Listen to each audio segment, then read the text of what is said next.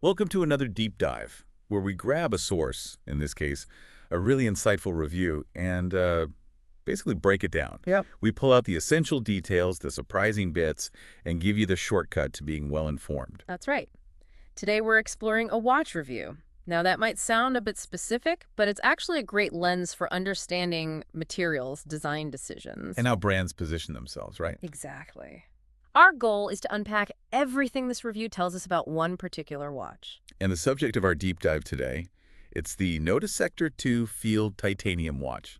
New for 2025, and the review suggests Nodus took a slightly unexpected turn with this one. They certainly did. The big headline here, really coming straight from the review, is that Nodus introduced titanium, but into their entry-level collection. Okay, hold on. That immediately grabbed my attention.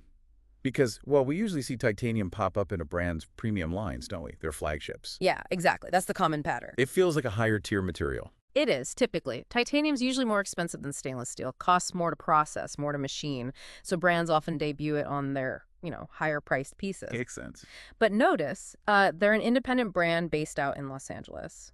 They decided to bring titanium into their more accessible Sector collection instead. Interesting. And this Sector 2 Field Titanium, it also marks the return of a field watch style to their lineup. Right. Okay, let's get a bit of context on this Sector collection then. The review mentions it started back in 2019. Yeah, 2019. And it includes a whole bunch of different styles, like the Sector GMT or the really robust Sector Deep. Right.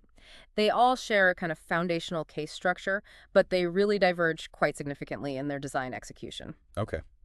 What's happening here, the key update, is that this watch is part of the Sector 2 evolution that started in 2024. Ah, the Sector 2. Yeah, giving the cases more slender profiles. And this titanium version specifically gets those updated dimensions, makes for a more, ergonomic package. So let's dive into the case itself. The review highlights it's made from grade 2 titanium. Yeah. With a fully matte media blasted finish. And crucially, they've added a scratch-resistant coating over that, which is, a really smart, practical touch. Oh, definitely. Watches pick up marks so easily. Any added durability is welcome, right? Yeah. So on the wrist, it's reportedly noticeably thinner than the original Sector Field watches. Mm-hmm. The numbers are 38 millimeter diameter, 11.7 millimeter thick, 20 millimeter lugs, and a 47 millimeter lug-to-lug measurement. And obviously, using titanium just slashes the weight. The watch head itself is only 44 grams. Wow, that's light. Super light, or 60 grams with the strap included.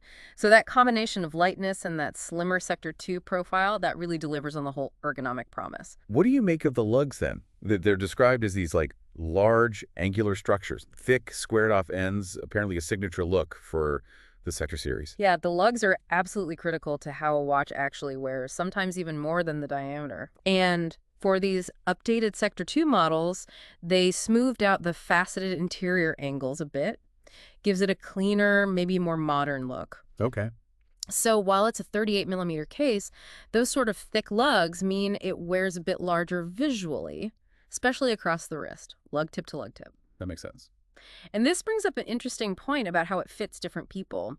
The review notes the lugs curve downwards nicely, so it sits comfortably even on smaller wrists, like the reviewer's 6.5-inch wrist or so. Okay. But if you have a larger wrist, those more substantial lugs might actually help it feel, less diminutive than some other 38 millimeter watches might. Ah, good insight. So it kind of works both ways depending on wrist size. Potentially, yeah. Yeah. How those design elements translate to the actual wearing experience. And they've kept the drilled lug holes, Right. but centered them better on the Sector 2 models. Yep. Always appreciated for easy strap changes. Definitely. A small detail, but makes a difference if you like swapping straps. Absolutely. Other case features, there's a stepped bezel, gives it a more tool-like or utilitarian vibe compared to, say, the smooth bezel on their Sector Sport model. Right. And nestled in that bezel is a box-shaped sapphire crystal. Ooh, a box-shaped crystal. I like those. Adds that cool vintagey dome look without the, fragility of old acrylic. Exactly. And this one has blue anti-reflective coating on the inside. The review also mentions the beveled edge of the crystal is designed to visually blend smoothly with that stepped bezel underneath it. Nice touch. And for robustness, side Yeah. crown, solid case back, both screw down, Mm-hmm. giving it 100 meters of water resistance. Standard, but solid. And both are also in grade 2 titanium with that matching scratch-resistant coating. Right. Consistency in materials and finish across the board.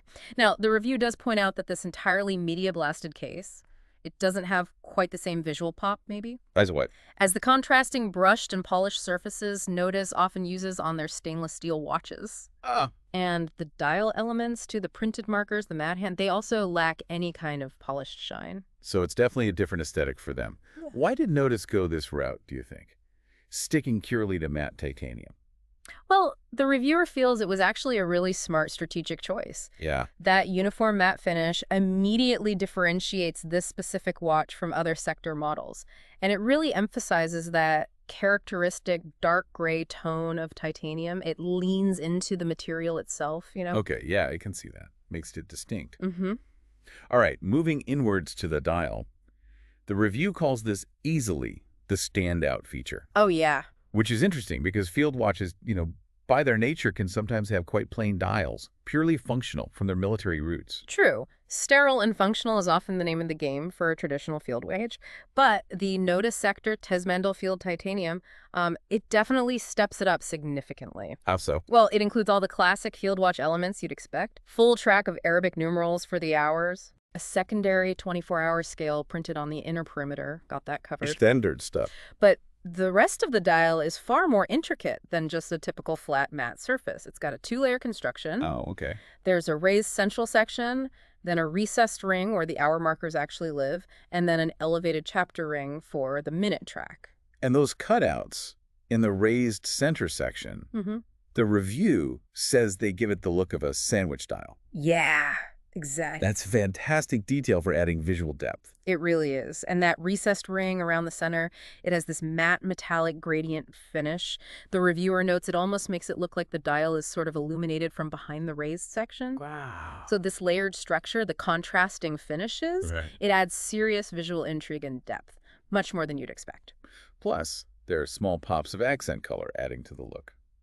And lume, of course, important for a field watch. Crucial. Hands and markers are finished with grade A Swiss Superluminova BGW9. Gives that bright aqua blue glow in the dark. Yeah.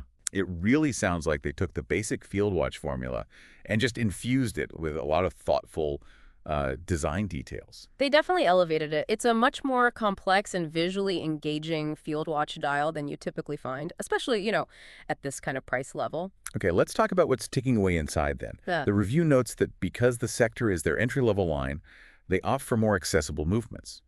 Specifically mentions Seiko calibers here. That's right. Unlike some of their premium models, which might use, say, Miyota 9 series movements. Gotcha. So powering this specific watch is the Seiko TMI caliber NH38 automatic movement, runs at 21,600 vibrations per hour, that's 3 hertz, offers about a 41-hour power reserve, standard workhorse stuff. And here's a great little detail the review points out. Since the NH38 is inherently a no-date movement, Mm-hmm. this watch completely avoids that annoying ghost position in the crown when you pull it out to set the time, Yes, that Santum date click. which you find so often on affordable time-only watches, using movements that were designed for a date wheel.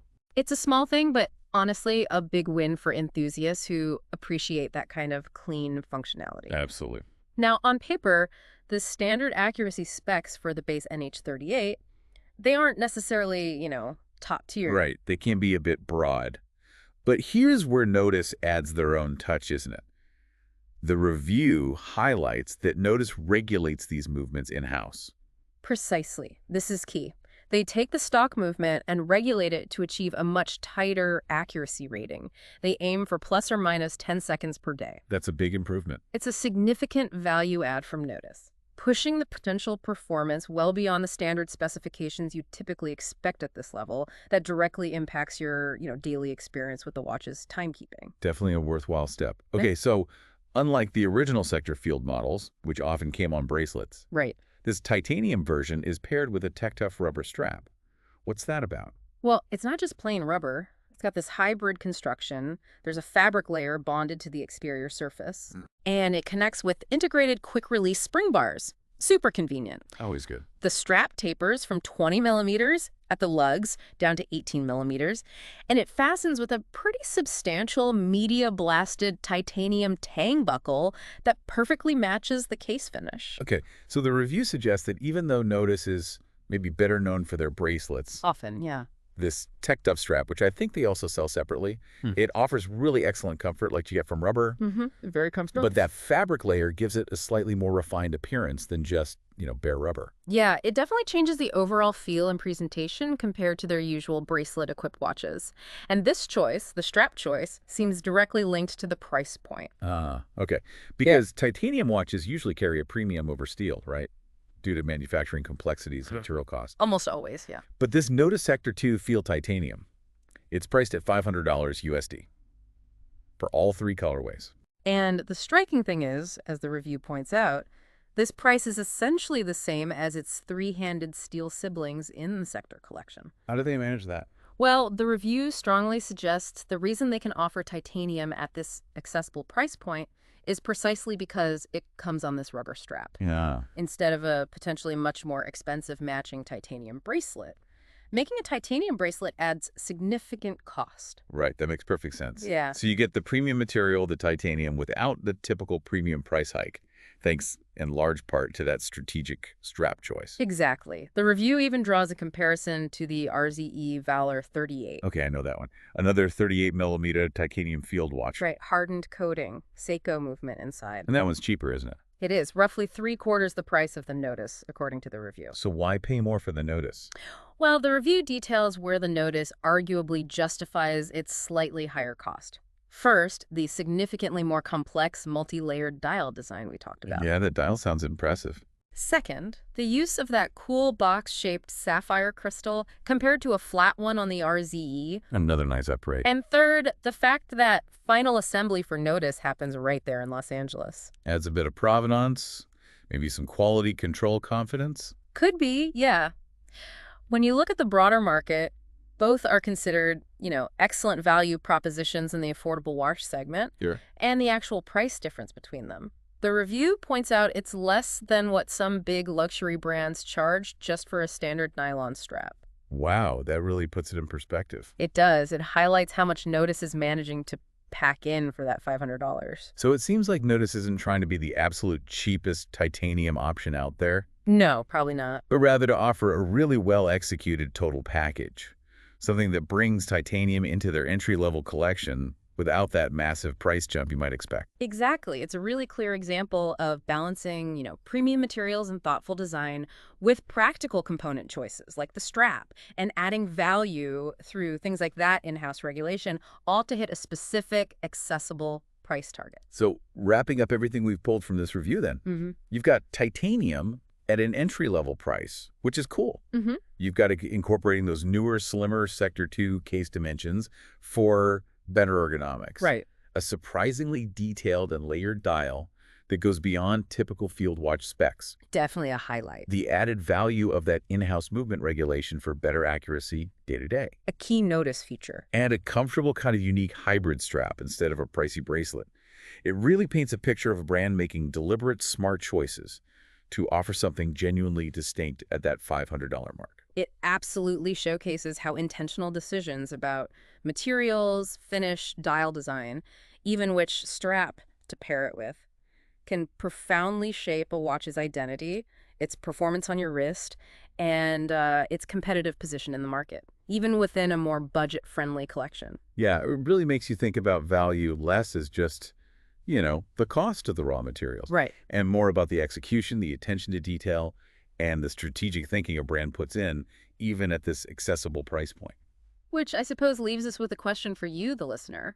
When you're considering a watch like this, where do you personally place the highest value? Is it on the exotic material itself, like titanium? Or maybe the complexity and execution of the design details, like that layered dial. Or perhaps the tangible performance improvement you get from something like in-house regulation? Or is it ultimately just about hitting a certain overall price point? Something to ponder as you consider what makes a watch truly valuable to you. Definitely food for thought. Thanks for diving deep with us on the Nodus Sector 2 Field Titanium.